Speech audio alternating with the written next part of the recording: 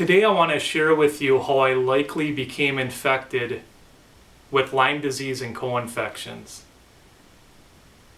6 years ago, I went to visit my aunt and uncle in Green Lake County, Wisconsin. And they live in a beautiful area. It's surrounded by woods and has a large pond in the backyard. Now, I was there in mid-August, so I wore shorts, and there were several times that we went out into the woods. Now, my uncle blazed paths, so the weeds and everything were in brush. It wasn't like a high brush. For the most part, from what I can remember, we stayed on these blazed trails. And we went down by the pond, and he has hunting dogs, and we would play fetch with the dogs, throwing the sticks into the water, and they'd bring them out. And when they came out, they'd rub up against my legs and shake off and, do what typical dogs do.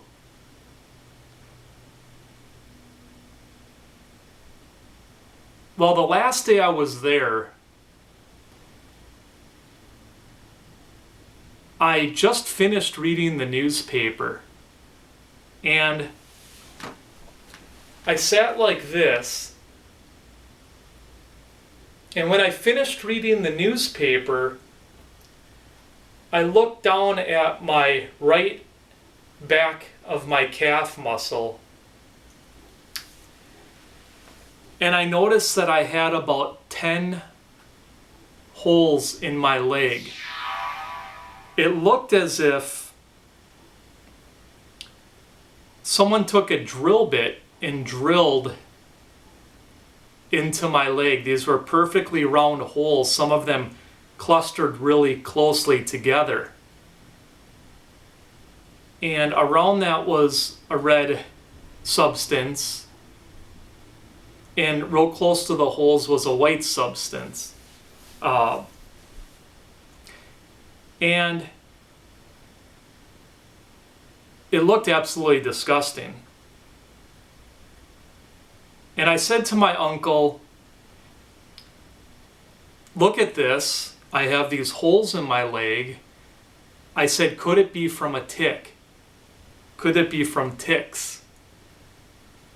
Could this be Lyme?" And my uncle said, No, that's not from a tick, and no, that's not Lyme. My uncle's an avid hunter, and he informed me that, he reads up on Lyme disease and knows about ticks. And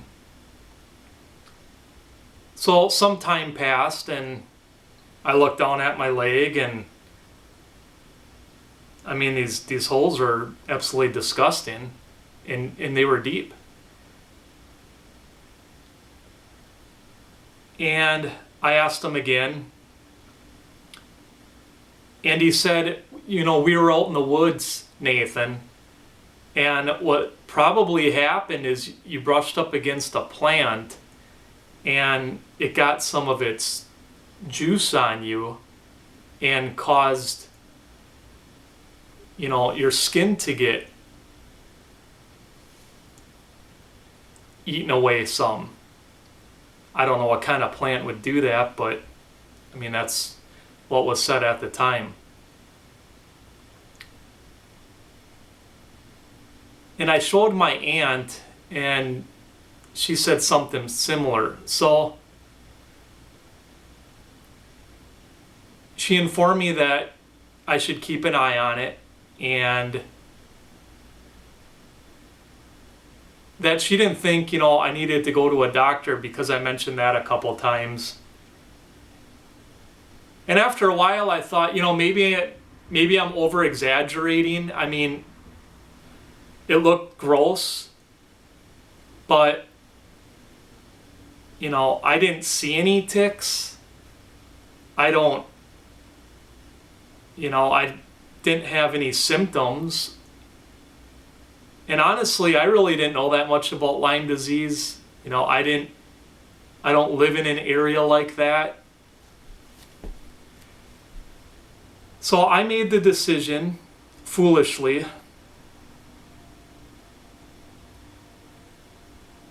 because of my lack of education and just when it comes to Lyme disease, and because, my aunt and uncle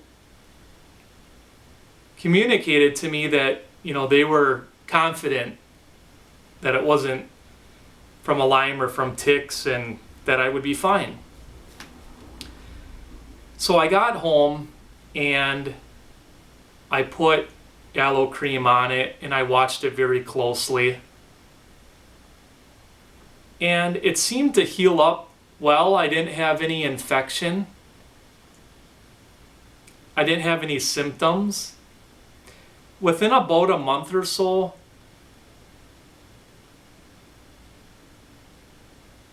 these holes started to kind of scab over, and I really didn't think anything of it from that point.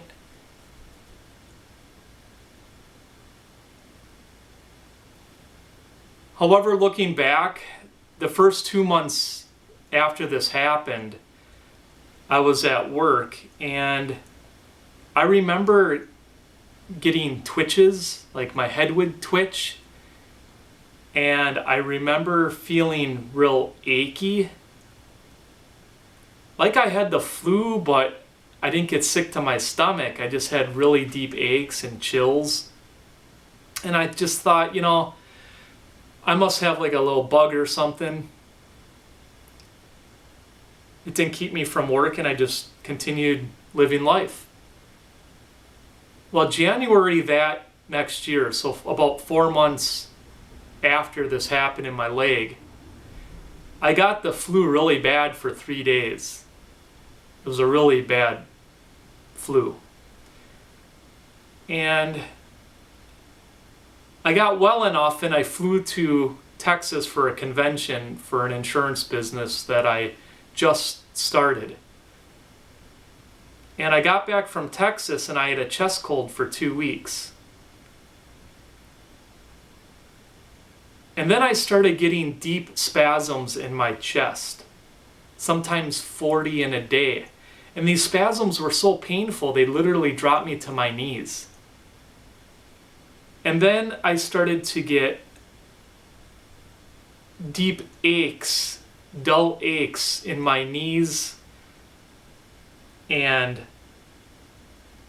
shortness of breath, and vertigo, a multitude of symptoms, one of which was migraines. Now, I don't have a history of migraines. I would be outside, I'd be talking to somebody, it was bright out, and all of a sudden I'd get really, really deep, massive pressure on the right side of my skull, and it would throb. And as this pressure increased, as I spoke, I lost my motor functions. My speech would literally just slur, and I had difficulty speaking, let alone communicating full sentences. I had a hard time even getting out sounds. Well, as time went on, my symptoms got worse, or my chronic fatigue was unbearable. I could hardly walk, and the chest spasms increased, and my symptoms just got worse and worse and worse. From this point now, I'm unable to work.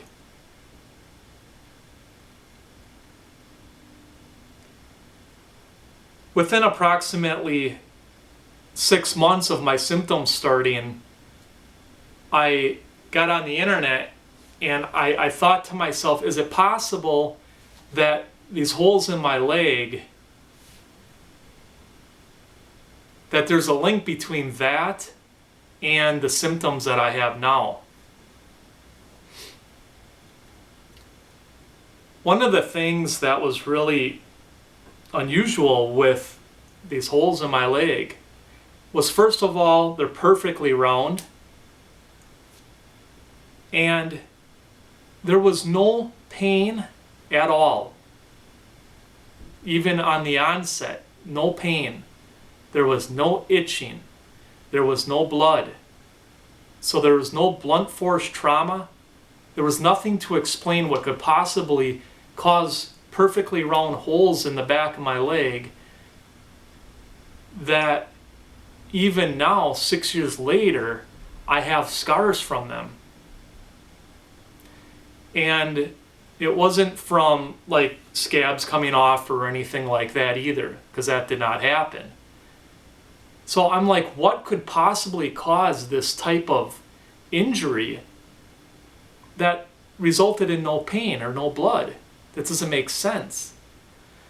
So I got online and I started doing reading on insects, and I came across the tick, and I learned that what the tick does is it secretes a fluid while it's burrowing so that the host doesn't know that it's there. And then I went, oh shit.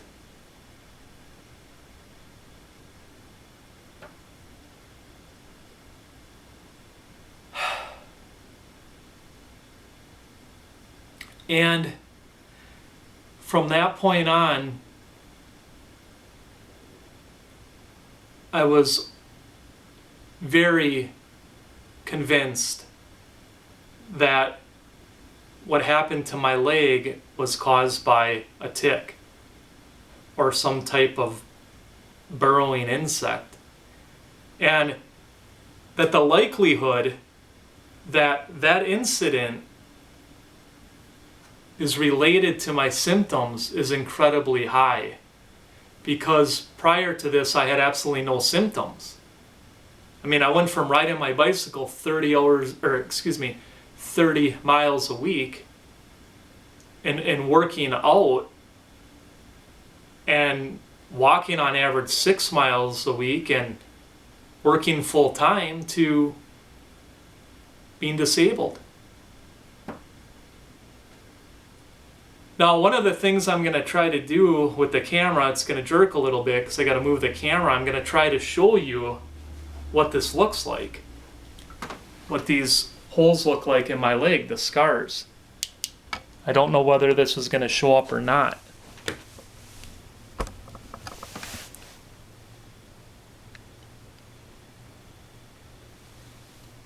If you take a look there, you can see the marks.